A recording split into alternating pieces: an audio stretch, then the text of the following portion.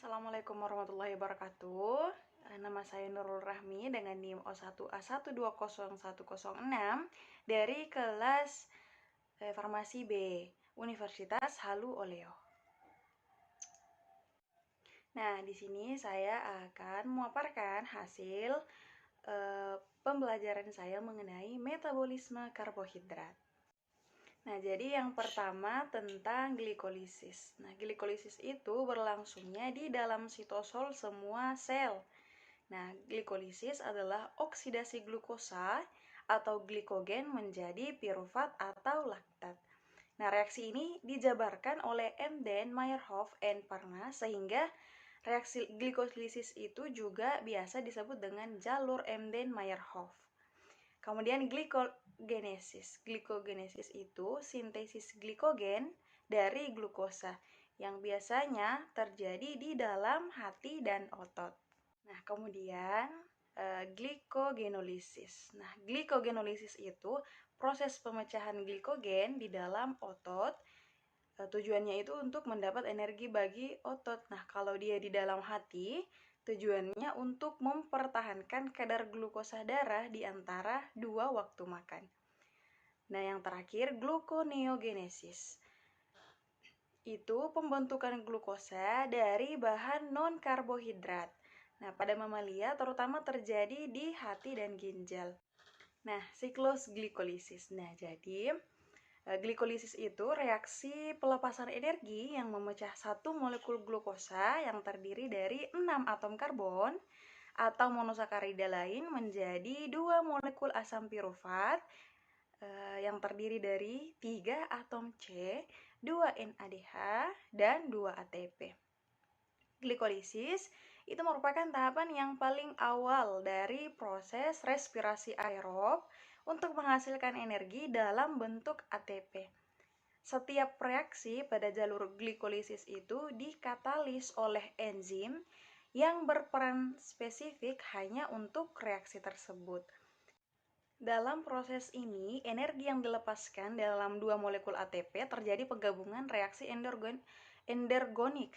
Nah, 2 reaksi lain masing-masing memproduksi 2 molekul ATP dari reaksi fosforilasi ADP untuk setiap molekul glukosa, sehingga menghasilkan total 4 molekul ATP. Nah, dari gambar ini saya akan menjelaskan tahapan-tahapan reaksi yang terjadi pada siklus glikolisis. Nah, jadi yang tahap pertama, glukosa ini akan diubah menjadi glukosa 6-fosfat oleh enzim heksokinase. Tahap ini memerlukan energi dari ATP atau adenosin trifosfat. Nah, ATP yang telah melepaskan energi yang disimpannya akan berubah menjadi ADP. Nah, langkah yang kedua atau tahap yang kedua itu glukosa 6-fosfat akan diubah menjadi fruktosa 6-fosfat yang dikatalisis oleh enzim fosfoheksosa isomerase. Tahap yang ketiga, fruktosa 6-fosfat akan diubah menjadi fruktosa 1,6 bifosfat. Reaksi ini dikatalisis oleh enzim fosforuktokinase. Nah, dalam reaksi ini dibutuhkan energi dari ATP. Nah, tahap yang keempat, fruktosa 1,6 bifosfat yang terdiri dari 6 atom karbon akan dipecah menjadi gliseraldehida 3-fosfat menjadi 3 atom karbon dan dihidroksi aseton fosfat juga 3 atom karbon. Nah, reaksi tersebut dikatalisis oleh enzim aldolase. Tahap yang kelima, 1 molekul dihidroksi aseton fosfat yang terbentuk akan diubah menjadi gliseraldehida 3-fosfat oleh enzim triosa fosfat isomerase. Nah, enzim tersebut itu bekerja bolak-balik, artinya dapat mengubah gliseraldehida 3-fosfat menjadi dihidroksi aseton fosfat. Tahapan yang keenam, gliseraldehida 3-fosfat, nah kemudian akan diubah menjadi 1,3 bifosgliserat oleh enzim gliseraldehida 3-fosfat dehidrogenase. Nah, pada reaksi ini akan terbentuk NADH. Kemudian selanjutnya 1,3 bifosfogliserat akan diubah menjadi 3 fosfogliserat oleh enzim yang namanya fosfogliserat kinase. Nah, pada reaksi ini akan dilepaskan energi dalam bentuk ATP. Nah, yang kemudian 3 fosfogliserat ini akan diubah menjadi 2 fosfogliserat oleh enzim fosfogliserat mutase.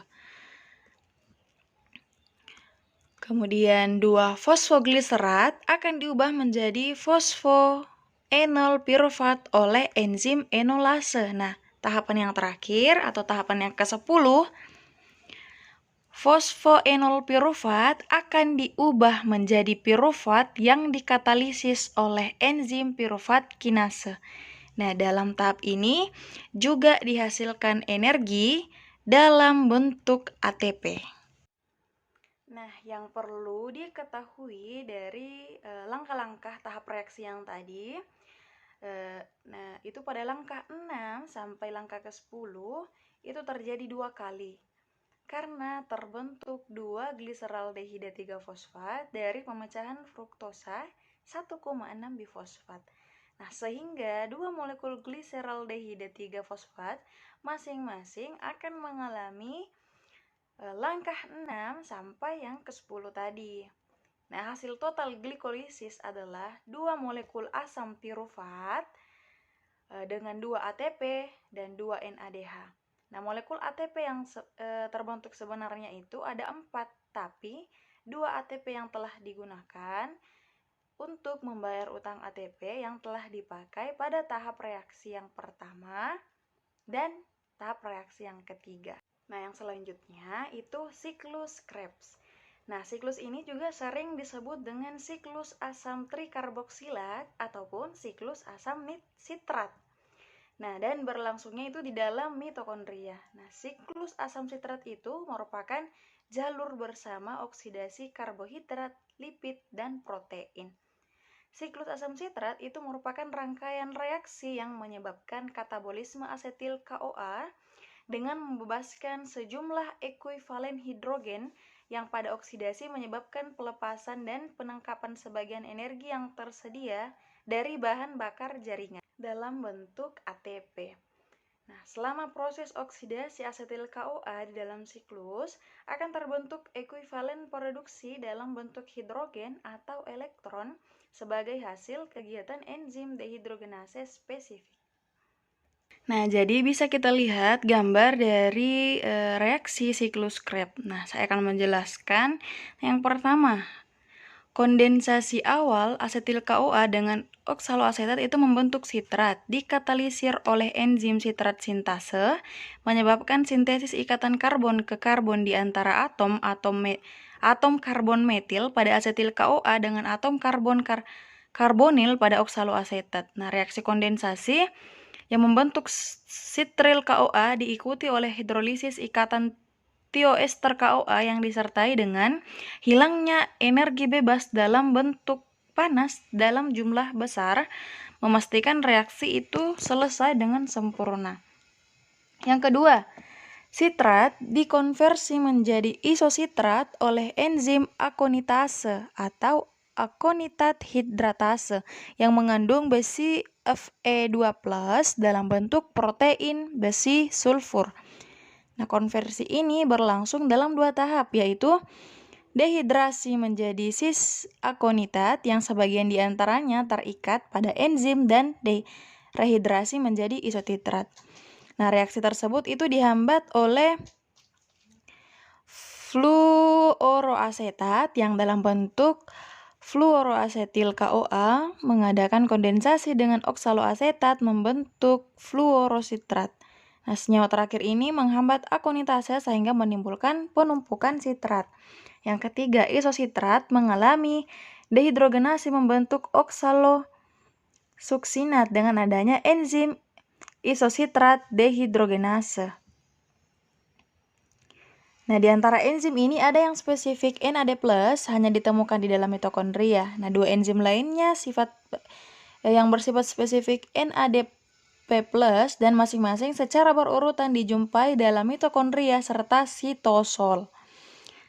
Nah, kemudian terjadi dekarboksilasi menjadi ketoglutarat yang juga dikatalisir oleh enzim isositrat dehidrogenase.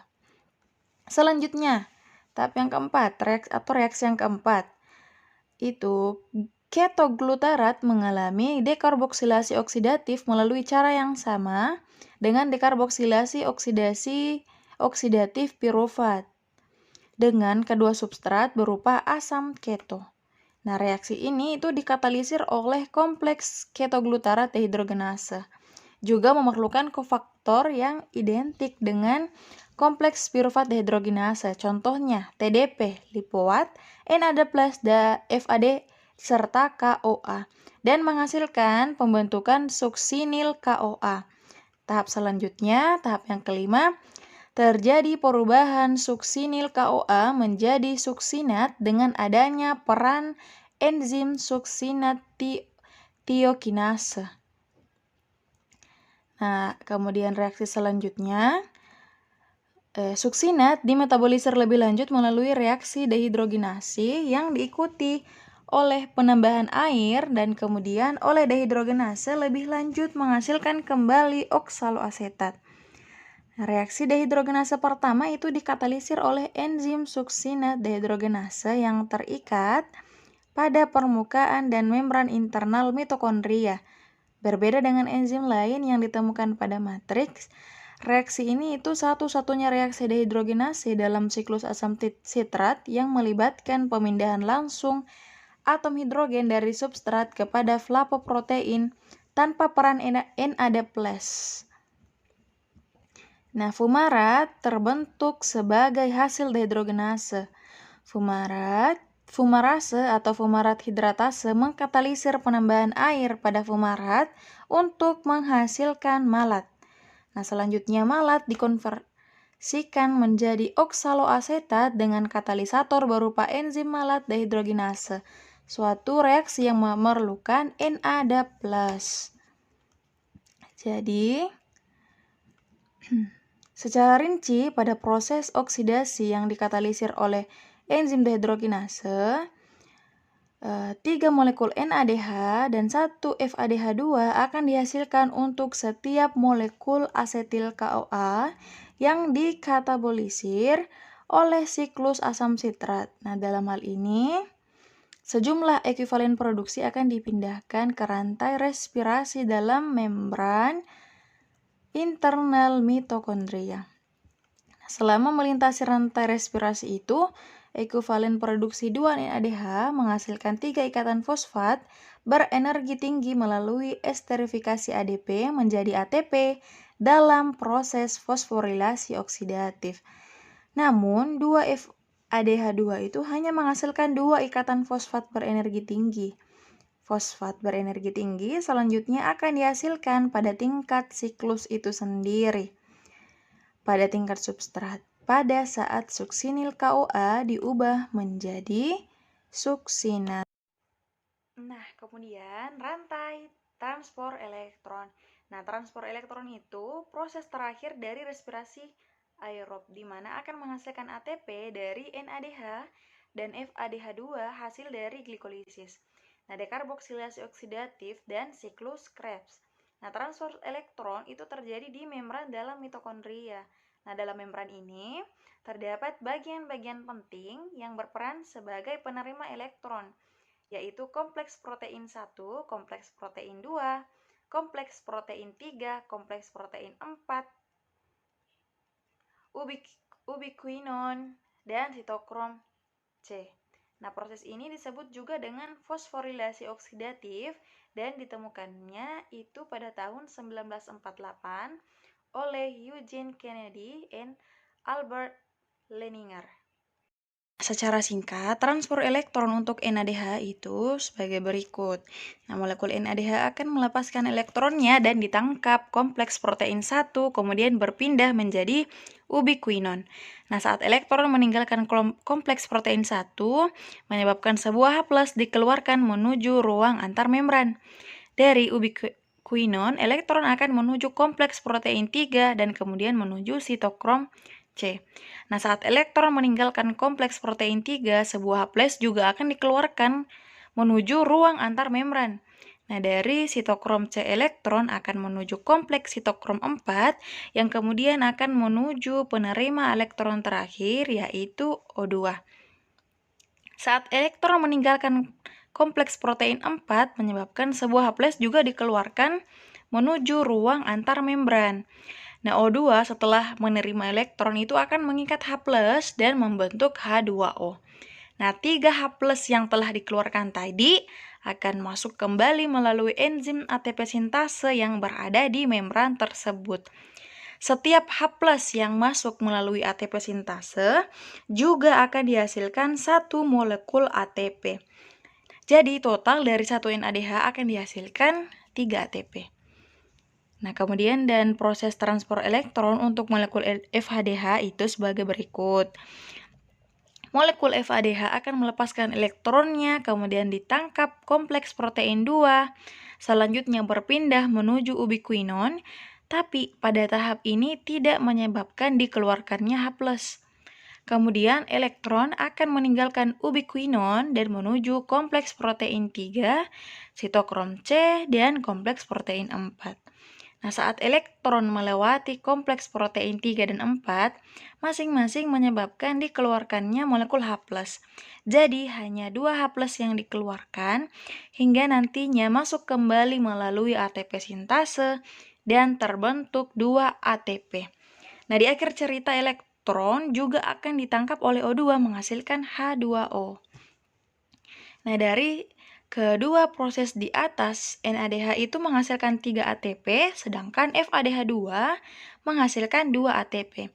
Jadi, dalam transport elektron itu dihasilkan kira-kira 34 ATP.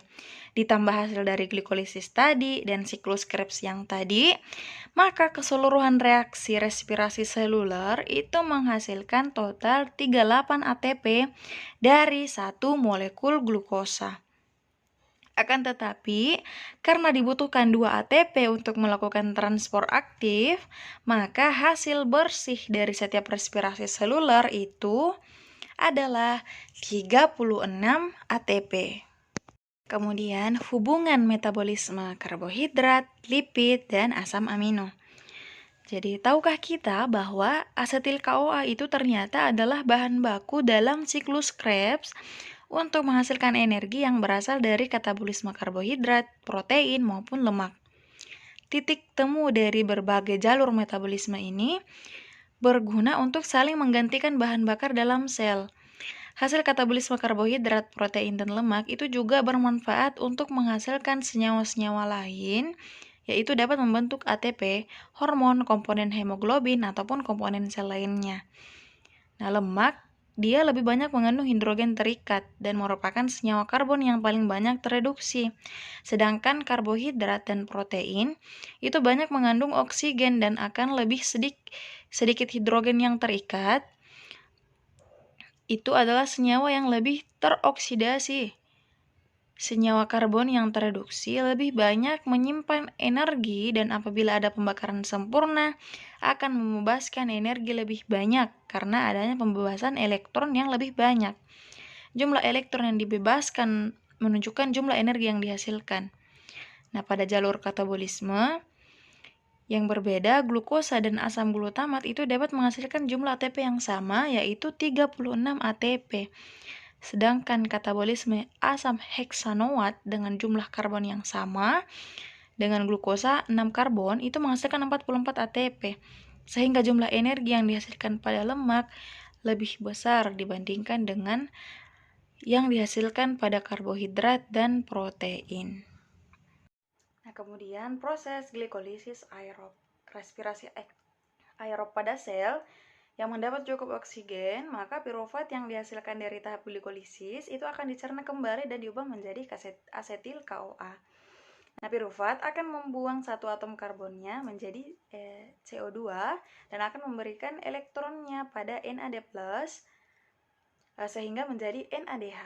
Nah, 2 molekul asetil CoA akan memasuki tahap siklus Krebs. dan akan menghasilkan 2 ATP lagi, 6 molekul NADH dan 2 FADH2 serta CO2. Nah, energi di NADH dan FADH2 akan digunakan pada transport elektron. Sistem transport elektron itu akan memompa H+ keluar dari membran dalam mitokondria. Nah, konsentrasi H+ ini itu akan menyebabkan gradian proton sehingga H+ akan masuk kembali ke membran dalam mitokondria. Nah, konsentrasi H+ ini itu akan menyebabkan gradian proton sehingga H+ akan masuk kembali ke membran dalam mitokondria melalui ATP sintase. Nah, oksigen bertugas sebagai penerima elektron akhir sehingga proses pembentukan ATP terus berlanjut. Nah, oksigen yang bergabung dengan H+ akan membentuk air. NAD+ dan FADH akan digunakan kembali dalam sistem respirasi seperti yang telah dijelaskan sebelumnya. Nah, hal ini yang menjelaskan kenapa kita perlu hirup oksigen dan melepaskan karbon dioksida. Nah, dalam molekul 1 glukosa akan dihasilkan total 36 ATP dan 1 ATP dapat melepaskan 7,3 kilokalori. Kemudian proses glikolisis anaerob. Nah, glukosa itu akan dicerna dalam tubuh dalam reaksi respirasi. Nah, tahapan pertama dari reaksi respirasi itu adalah glikolisis. Nah, tahapan glikolisis dimulai dari 1 molekul glukosa sampai tahap akhirnya menghasilkan 2 molekul pirufat. Nah, tahap ini juga akan menghasilkan 2 ATP dan memberikan 2 elektron dalam 1 hidrogen dan 1 hidrogen pada NAD+ sehingga menjadi NADH. Nah, tahap ini tidak butuh energi. Nah, jadi jika persediaan oksigen dalam tubuh itu tidak cukup, maka NADH akan digunakan untuk mengubah pirufat menjadi asam laktat atau menjadi etanol dan karbon dioksida. Nah, jadi itulah tadi semua rangkuman yang dapat saya paparkan. Atas perhatiannya, Assalamualaikum warahmatullahi wabarakatuh.